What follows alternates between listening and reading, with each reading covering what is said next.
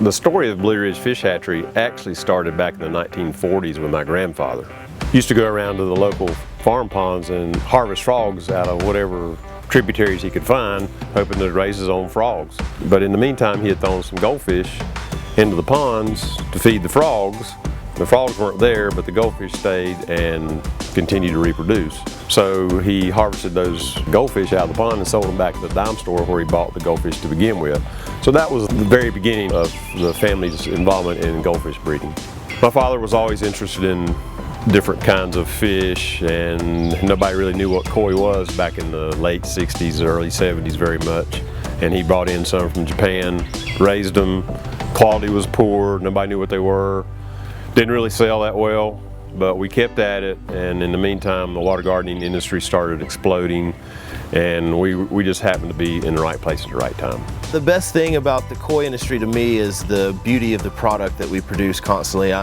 After so many years here, I'm still constantly amazed at some of the beauty of the fish that come out of our farms. There's about 27 different varieties of koi, and then some of those varieties have several sub-varieties, so it can get quite confusing. A lot of it just comes from experience, and there are a lot of great internet forums with a lot of very willing and friendly members that will help teach a beginner if they're wanting to learn the different varieties. We started with 5 acres here at the Kernersville property, and every few years we buy another farm, and now we're up to 5 farms. We probably have over 100 acres of actual water in production, I think about 120 ponds. Our biggest farm is actually in Virginia in Patrick County, and there I think there's 45 acres of water there, and that's sort of the headquarters of production. The common misperception amongst the American koi industry is that American koi do not have the same quality as the Japanese. And while that may be true, ourselves and many other farms in the U.S. have worked strenuously in the last few years to continuously improve the quality of our bloodlines and the quality of our product. Japan, being a very small country, heavily populated, most of the farms have a very limited amount of land and pond size to work with. So most Japanese farms will focus on just a relatively small amount of the highest quality fish that they can possibly produce, while Blue Ridge, existing in America with a much higher population and much higher demand for smaller, less expensive fish, we can produce a much higher volume of koi while still maintaining a rather high quality. One of the things that we're proud of at Blue Ridge is the innovation of bringing butterfly koi to the market. We actually saw an ad in a tropical fish trade journal for longfin carp. Of course, being koi breeders, we were intrigued by this, so we ordered some in. There was no color whatsoever, they were brown. So we decided after that to cross these ugly longfin carp with our colored carp. And the first generation we harvested, and we were disappointed because there was really very, very little color. And so we just kept at it, and to the point now where we have almost every color that's available in standard fin koi is available in butterflies. And now we sell more butterfly koi than anybody in the country, probably anybody in the world. And the name that we gave it, butterfly koi, is known worldwide. That's how they're identified. So we're here at our main production facility in Patrick County, Virginia, getting ready to get out male and female koi and butterfly koi broodstock in preparation for spawning.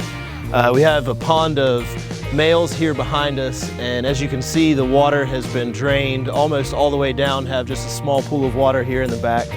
What we're going to do is pull a seine across the widest part of the remaining water right here, and then after that, pull the seine in, group all of the fish up into one corner, and then take them out of the pond in bags, load them onto the truck, and then transport them over to the holding facility here behind me.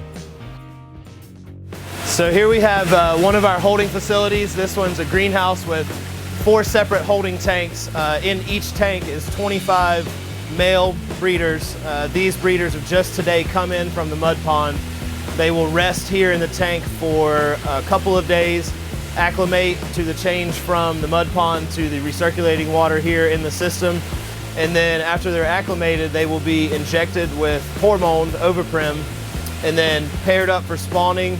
Separated, paired males and females into a tank where they will spawn. The eggs and milk will be distributed by the fish onto a spawning mat, There's two different ways we do it. In some cases, we'll grab the females, express eggs into a bowl, and then we'll grab the males and we can squeeze their abdomen and the sperm will squirt out onto the eggs. We'll stir it up and the fertilization process takes place actually in the bowl. So then we take the eggs from the bowl and spread them on artificial spawning mats. And we'll take those mats and place them in the hatch out ponds. So this is our newest holding facility, currently under construction. The idea behind this holding facility is that when we harvest fish for sale from the ponds, instead of leaving them on the truck and the fish dealing with a great deal of stress on the ride down to the Kernersville farm where we ship all of our orders from, the fish can instead be quickly offloaded into this facility where they're purged, acclimated, they can recover a little bit, and then loaded back onto the truck a day or two after that. The less stress that they incur on the ride down, the healthier they are in our facilities and when they eventually reach the customer's facilities.